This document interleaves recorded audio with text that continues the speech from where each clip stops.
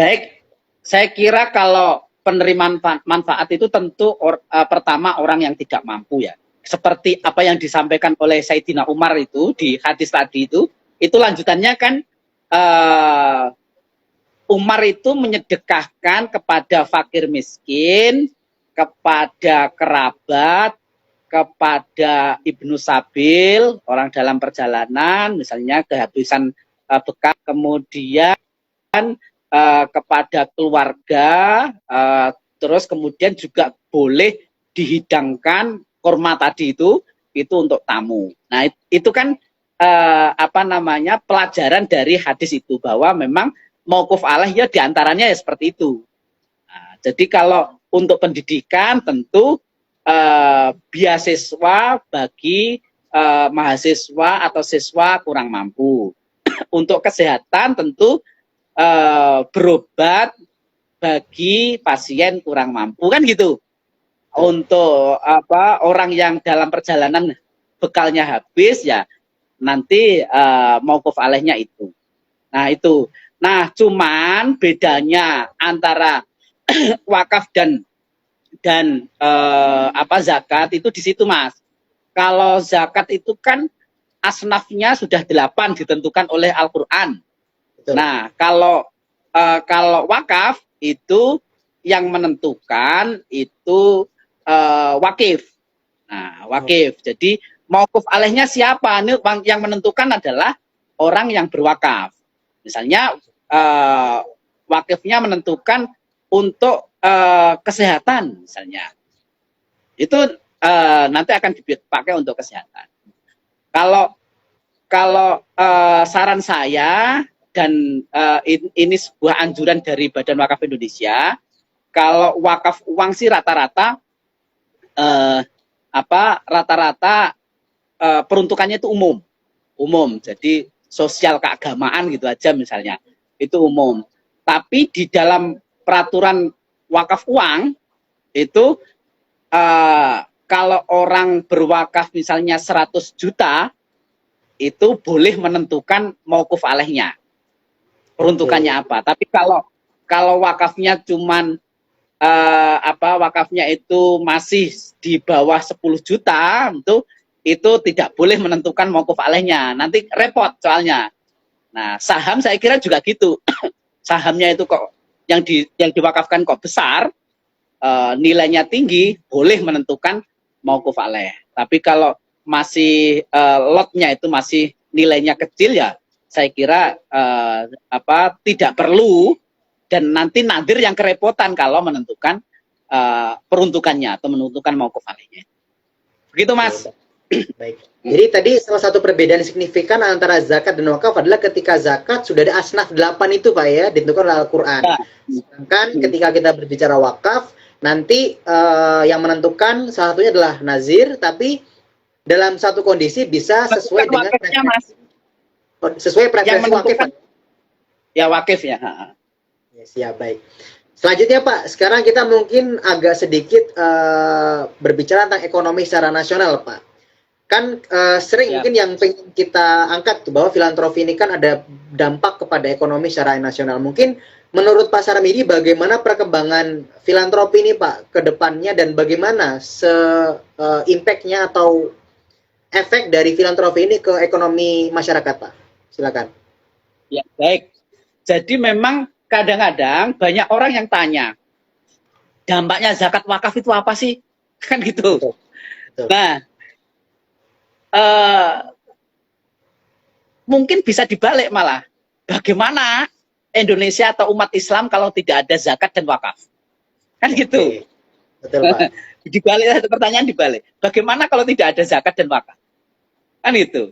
Misalnya saja kalau wakaf, kalau tidak ada orang yang berwakaf di Indonesia, Muslim di Indonesia ini, sholatnya itu di mana? Masjid semuanya itu wakaf. Kan gitu. Nah, kemudian mau sekolah agamanya itu di mana? Karena mayoritas pondok pesantren, sekolah-sekolah yang Islam itu rata-rata juga atau mayoritas berdiri di atas tanah wakaf. Nah ini orang-orang yang tokoh-tokoh ustadz, kiai itu hidupnya itu tidak lepas dari wakaf, karena yang ditempati wakaf, aktivitasnya itu rata-rata di atas wakaf. Nah, ini kadang-kadang perlu difahami, jangan tanya dampaknya apa zakat dan wakaf itu. Tapi pertanyaannya, kalau tidak ada wakaf dan zakat dan wakaf itu seperti apa kan gitu kan. Nah, ini pertanyaan seperti ini penting untuk melihat dampak wakaf, dampak zakat itu memang luar biasa. Luar biasa. Cuman memang sampai saat ini belum ada yang menghitung secara real dampaknya seperti apa. Nah, kemudian gini Mas. Jadi kalau kita bicara dampak, tentu yang paling signifikan itu zakat, karena zakat itu setiap dapat, dan ini kan kewajiban kan, orang zakat itu kan wajib. Sebagai kewajiban orang semuanya yang mampu itu, yang mempunyai nisab dan haul itu berzakat. Nah, ini langsung ditasarufkan. Nah, tapi zakat ini dampaknya sementara, karena dibagikan untuk secara konsumtif kan. Rata-rata bagian zakat pembagian zakat kita itu rata-rata konsumtif. Nah, memang ada yang membolehkan zakat itu untuk produktif, tapi ini juga frekuensinya belum begitu tinggi. Nah, tapi kalau wakaf itu pasti wakaf itu produktif, baik produktif secara non ekonomi maupun produktif secara ekonomi. Misalnya kan gini, wakaf untuk masjid, tanah dan bangunan untuk masjid, itu kan banyak orang yang menyampaikan bahwa itu wakaf yang tidak produktif. Oh, salah. Itu produktif tapi non ekonomi. Bagaimana orang sangat bisa belajar Al-Quran, bisa ngaji, itu rata-rata di musola dan masjid. Nah, jangan bilang itu tidak produktif, itu produktif. Gitu. Nah, dampaknya kan luar biasa. Orang bisa ngaji, orang bisa baca Quran, bisa pengajian dan sebagainya. Itu. Nah, itu kemudian yang dampak secara ekonomi memang wakaf kita itu belum banyak wakaf yang produktif. Nah, ini BWI dan juga bersama nadir-nadir yang lain itu lagi berupaya bagaimana selain wakaf yang berupa masjid masjid, pesantren, musola itu kita juga mengembangkan wakaf produktif, karena yang masjid kemudian pesantren itu wakaf yang kita menyebutnya itu cost center. Nah, wakaf yang harus ada biayanya, tidak menghasilkan secara ekonomi kan gitu. Nah, kita perlu mengembangkan wakaf yang business center untuk menopang wakaf yang cost center itu. Begitu Mas. Selain itu untuk masyarakat secara umum. Oke, baik. Jadi tadi seperti yang Pak Sarmi disampaikan, yang saat ini sebenarnya udah ada yang produktif Pak ya, tapi nggak ekonomi gitu Pak ya. Seperti tadi ada masjid untuk belajar dan sebagainya. Dan mungkin kan kita perlu sadar bahwa kan ekonomi syariah atau ekonomi Islam itu kan ekonomi jamaah Pak ya. Maka kita sebagai setiap muslim harus andil dalam perekonomian syariah secara umum, baik itu nanti di filantropi, perbankan syariah dan sebagainya. Oke, baik Pak, terima kasih jawabannya. Mungkin ini pertanyaan terakhir sebelum kita ke tanya jawab Pak.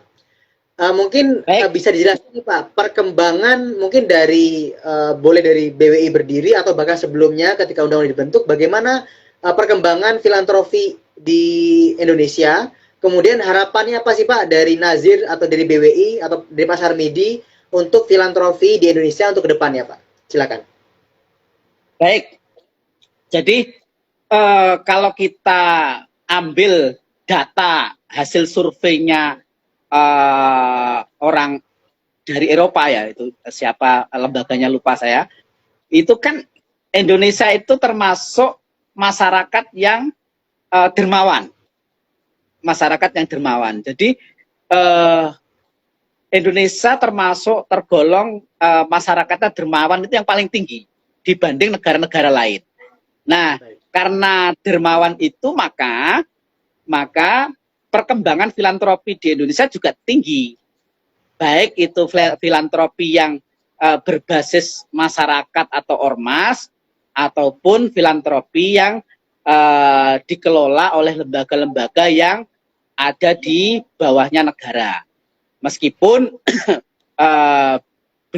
belum maksimal, karena yang misalnya potensi-potensi yang disampaikan oleh Basnas, potensi-potensi wakaf yang disampaikan oleh BWI itu kan belum maksimal untuk digali. Nah, tapi perkembangan filantropi ini luar biasa. Misalnya saja wakaf.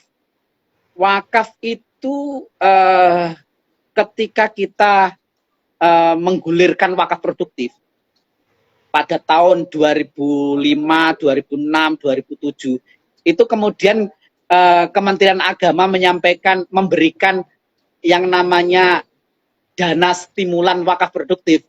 Itu kemudian bermunculan ruko-ruko, bisnis center, dan sebagainya, yang itu di atas tanah wakaf. Dan ini luar biasa. Kalau kita melihat di lapangan itu, di berbagai kabupaten kota di Jawa terutama, itu wakaf produktif yang berupa bisnis center ini mulai menjamur. Misalnya kalau saya mencontohkan rumah sakit yang berbasis wakaf, itu banyak, mulai banyak bermunculan. BWI sendiri mengelola rumah sakit berbasis wakaf, rumah sakit mata di Serang. Ada rumah sakit di Jawa Tengah, di Semarang itu rumah sakit Unisula, itu berbasis wakaf.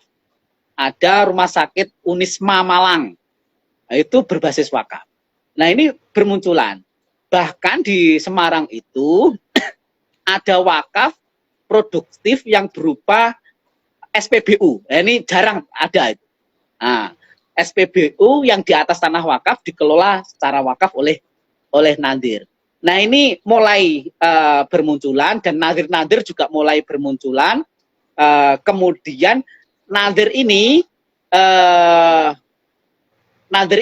itu mulai menampakkan bahwa nadir itu sudah mulai profesional. Yang dulu nadirnya sederhana, kemudian sekarang mulai profesional. Dan BWI sendiri sekarang kan sudah melakukan yang namanya sertifikasi nadir. Jadi nadir-nadir ini harus profesional. Karena apa? Karena kalau nadirnya tidak profesional, itu biasanya pertama, nadir itu tidak, kalau dia mengelola wakaf tanah, tidak bisa melihat potensi aset yang dia kelola. Nah, kalau nadirnya itu wakaf berupa uang atau wakaf saham, itu biar mengelola wakaf uang dan saham itu profesional. Karena Pak Nuh itu sering menyampaikan, kalau nadir mengelola wakaf tanah kok salah, itu tanahnya itu masih ada. Tapi kalau nadir mengelola wakaf uang, wakaf saham kok salah, ini uangnya hilang, pokoknya itu hilang. Nah, ini makanya perlu yang namanya profesionalitas nadir. Saya kira itu, Mas, perkembangannya luar biasa.